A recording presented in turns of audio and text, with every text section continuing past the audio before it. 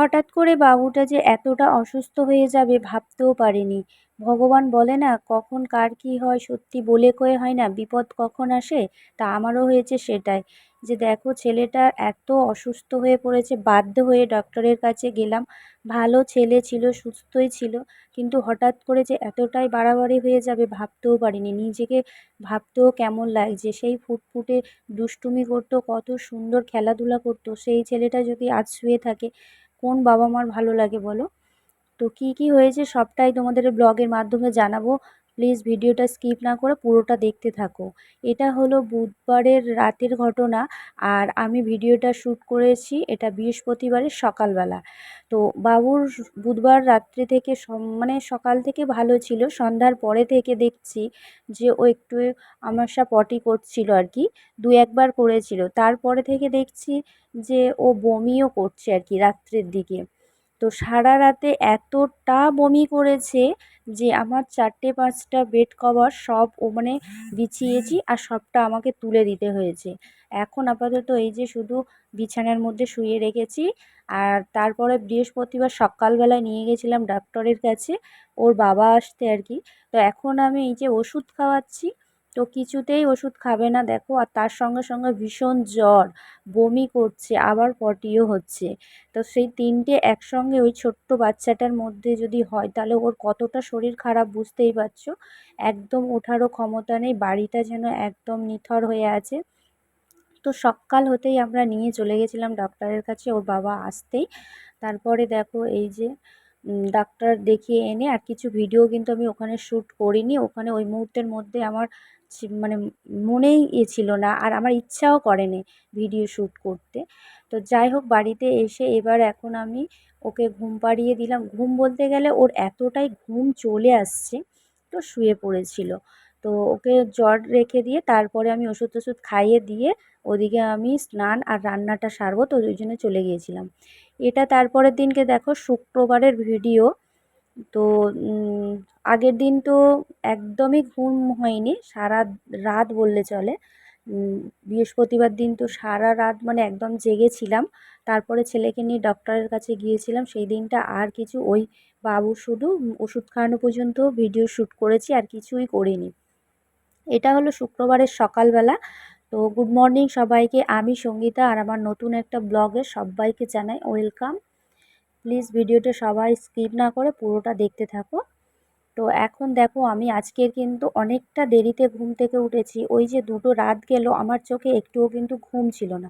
বুধবার পুরো সারা রাত যেরকম মানুষ নাইটে ডিউটি করে, তো আমি সেই রকম একদম নাইটে ডিউটির মতন জেগেছিলাম আর কি। সকাল থেকে ওই হ্যাঁ, সকাল থেকে পুরো রাত তার পরের দিন সকাল পর্যন্ত, বৃহস্পতিবার পর্যন্ত। ছেলে যেহেতু অসুস্থ ছিল, তো সেই জন্য আমি একদম দু চোখের পাতা এক করতে পারিনি, মানে চোখে ঘুমই আসছিল না। ও তো ওই যে ঘন্টায় ঘন্টায় বমি করছে, মা পটি করব, ওইগুলো পরিষ্কার করতে, তারপরে ওর জ্বর এসছিল ওইগুলো দেখতে। হ্যাঁ, কোন মায়ের চোখে ঘুম আসে বলো? একদমই আমার ওই দিনকে ঘুম হয়নি।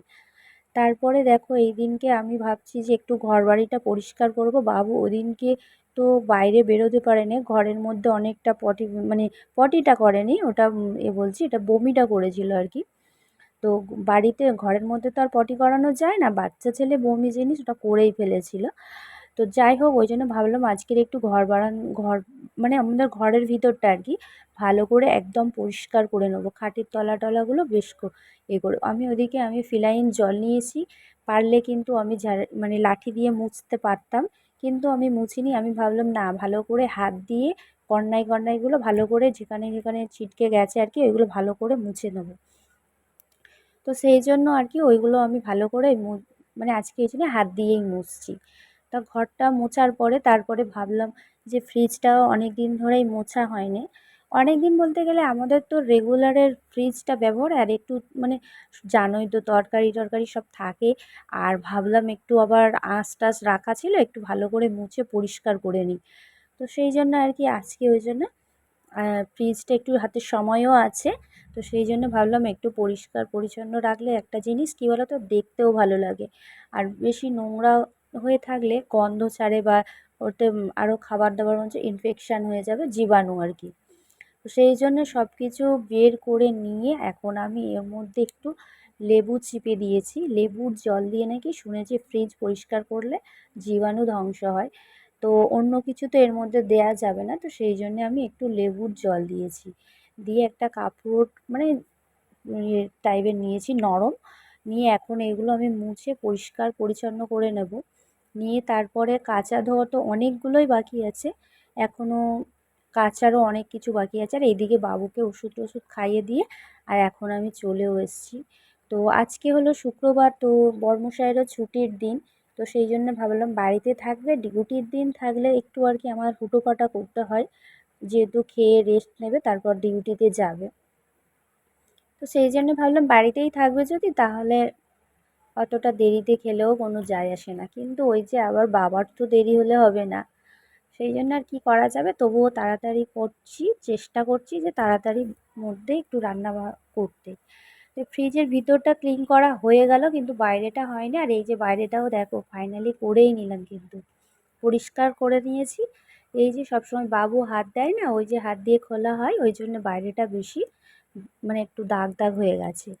তারপরে ওইদিকে পরিষ্কার করে সব কিছু গুছিয়ে নিয়ে চলে গিয়েছিলাম জামা কাপড়গুলো কাচতে। আর আগের দিনকে ওই বললাম বাবু খুব অসুস্থ ছিল, তো ওর যে বিছানার চাদর, তারপরে কাঁথা টাথা যা ছোট জামা কাপড় সব খুব বমি করে নষ্ট করে দিয়েছিল আর কি একদম। তো সেইগুলো কেচেছিল ওর ঠাম্মি। সত্যি কথা বলতে ওই দিনকে বাবু এত কাঁদছিল, এতটাই শরীর খারাপ যে আমাকে ছাড়ছিল না। আর ওর ঠাম্মি ওই জন্যই বলেছিল যে আমি কেচে দিচ্ছি, ওগুলো তোমাকে পরিষ্কার মানে করতে হবে না। আমরা চলে গিয়েছিলাম ডক্টরের কাছে, তো ওইগুলো ওর ঠাম্মি কেচে দিয়েছিল। তো আজকে আমি এই জামা কাপড়গুলোই কাচছি, আর ওইগুলো আগের দিনকে ভেজা ভেজা ছিল বলে একটু বাইরে রোদে বের করে দিয়েছি। ওই যে কাঁথা, বিছানার বেড কভার আরও কতগুলো আছে সেগুলো আমি মানে বাইরে বের করে দিয়েছি। আর আজকেও কিছু কিছু জামা কাপড় ছিল, সেগুলো আমি কেচে নিচ্ছি।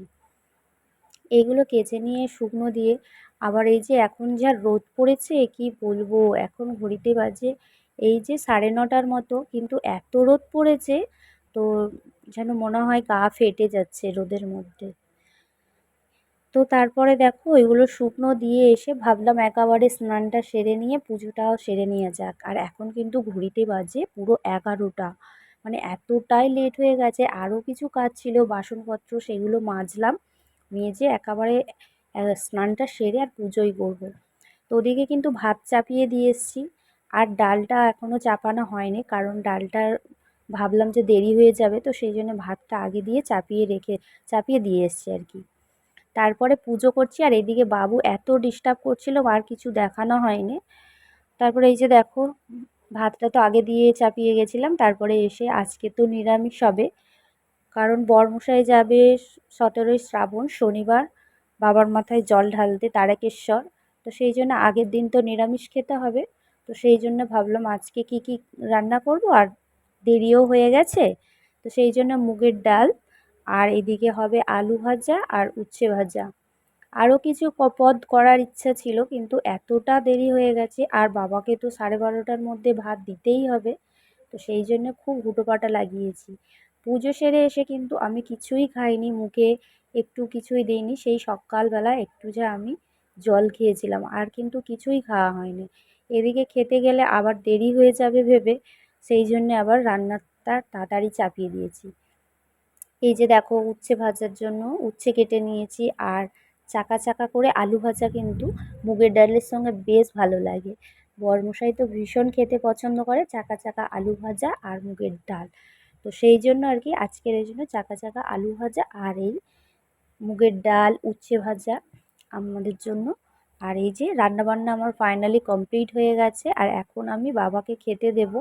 তো এই যে বাবার জন্য কিন্তু ভাত তুলে নিচ্ছি আর কি।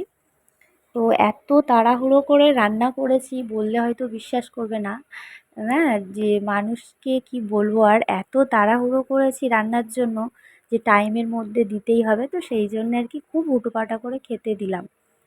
তো এইদিকে বাবাকে খেতে দেওয়ার পরে পরে তারপরে আমরাও খেয়ে নিয়েছি। খেয়ে নিয়ে ইচ্ছা আছে আজকে যেহেতু শুক্রবার, তো বরমশাইয়ের সঙ্গে একটু বিশাল তো ওই যে বরমশাই বলেছিল একটু আজকে বাজারের দিকে নিয়ে যাবে, তো সেই জন্য ভাবলাম এত জামা কাপড়গুলো গুছিয়ে রেখে দিই, নইলে কাজ ফেলে রাখলেই তো পড়েই থাকবে, তাই না?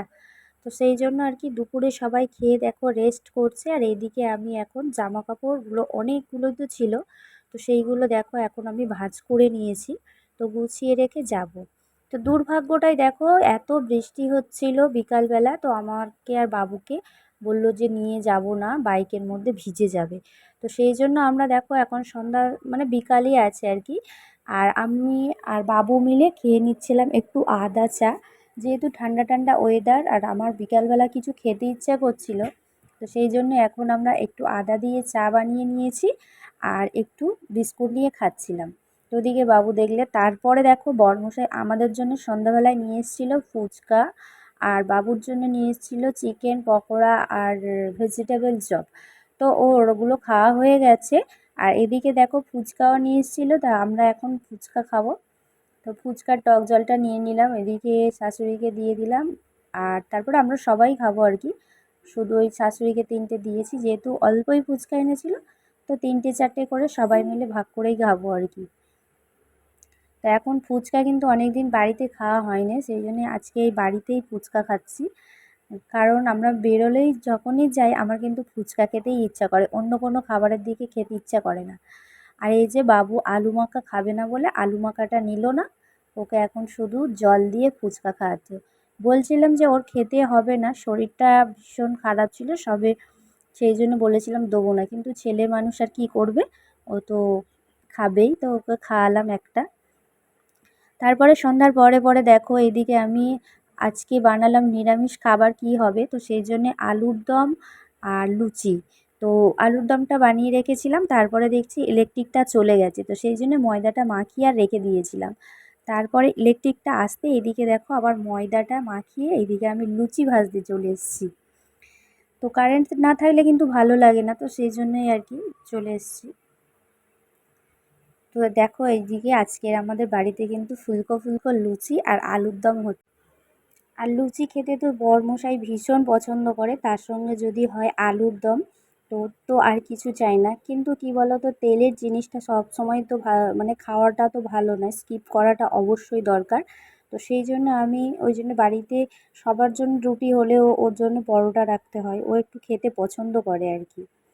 তো এই ছিল দেখো আজকের আমার সারাদিনের কাজকর্ম, কত ব্যস্ততা, সারাদিনের রুটিন সংসারের, আর এই যে অসুস্থ ছেলেটাকেও রেখে আমাকে এই কাজগুলো করতে হয়। কিছু করার নেই, কি করব, সংসার জীবনে সব কিছু মিলেমিশেই তো করতে হবে, তাই না? তো এইভাবেই আজকের দিনটা কাটালাম। কেমন লাগলো অবশ্যই তোমরা লাইক কমেন্ট করে দিও, আর ভিডিওটা যদি ভালো লেগে থাকে অবশ্যই লাইক করে দিও, আর কমেন্ট করতে কিন্তু একদম ভুলো না, কমেন্ট করলেই কিন্তু মনের উৎসাহটা বাড়ে। আজকেকার মতন টাটা, বাই।